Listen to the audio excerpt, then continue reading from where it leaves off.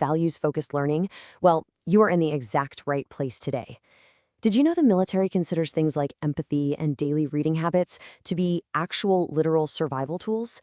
We're diving into a really comprehensive guide on the 9 essential pillars of military leadership, specifically focusing on the qualities of an Army officer. Whether you're leading a boardroom, a community project, or honestly just looking to improve your own self-discipline, this framework is absolutely invaluable. Let's get right into it. Okay, let's dive into this. The source material points out right out of the gate that leadership is not about giving orders. It's about leading by example. You know, when you picture a military commander, pop culture usually shows us someone barking loud commands and demanding blind obedience, right? But in reality, true leadership in the armed forces requires earning the trust of your team.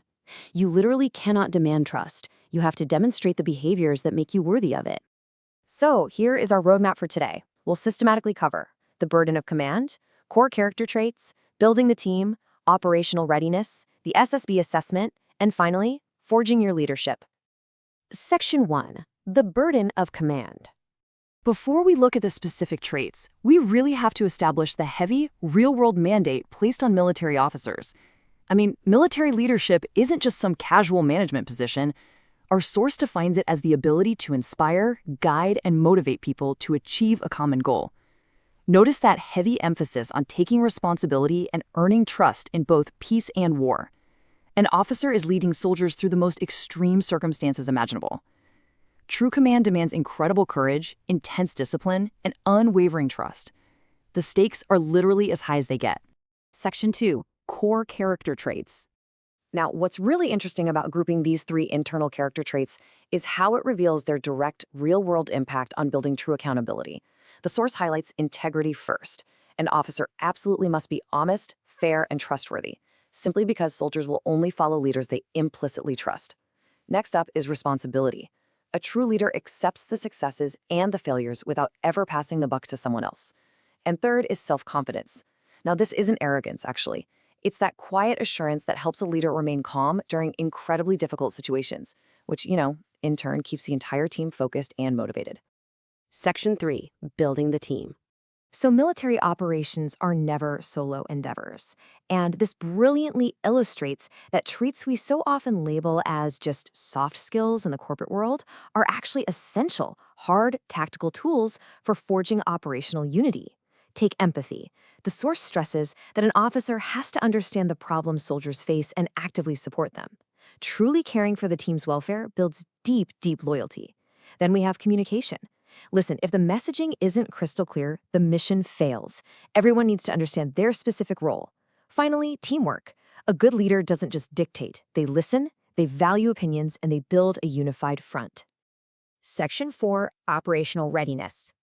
Having a unified team is fantastic, but what happens when that team meets intense friction? Well, here are the stakes. Modern battlefields and operational environments change incredibly rapidly. A plan you made this morning, it might be completely obsolete by noon. The sheer chaos of these environments demands an entirely different level of action and resilience. You simply cannot succeed in a rapidly changing environment without adaptability. The ability to adjust to new situations and technologies on the fly. You also need really sharp decision-making. During a crisis, an officer must analyze things quickly and make timely decisions based only on the available info, even if it's incomplete. But here's the real anchor for all of this: physical and mental fitness. An officer requires immense stamina, resilience, and emotional stability to actually power that adaptability and quick decision-making under intense stress. It's all connected. Section 5. The SSB assessment. We talked a lot about the theory of these 9 traits, but how are they actually evaluated under pressure?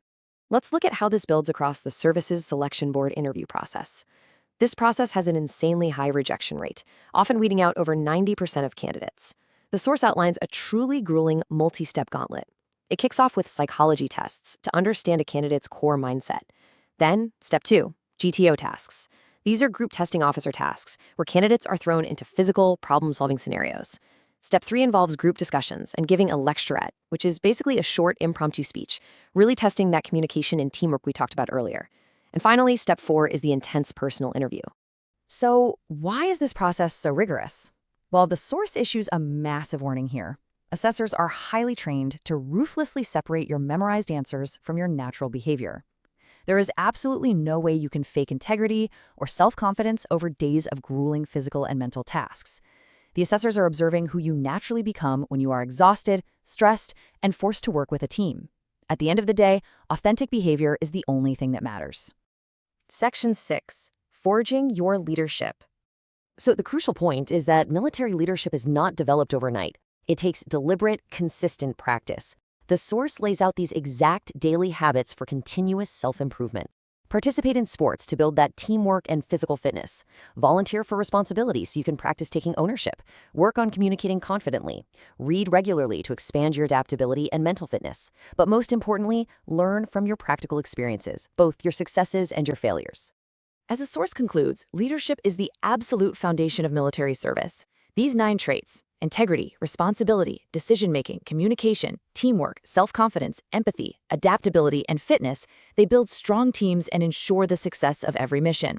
But remember, these pillars aren't just for officers in uniform, they are universal truths about human dynamics. So I'll leave you with this question to carry into your everyday life.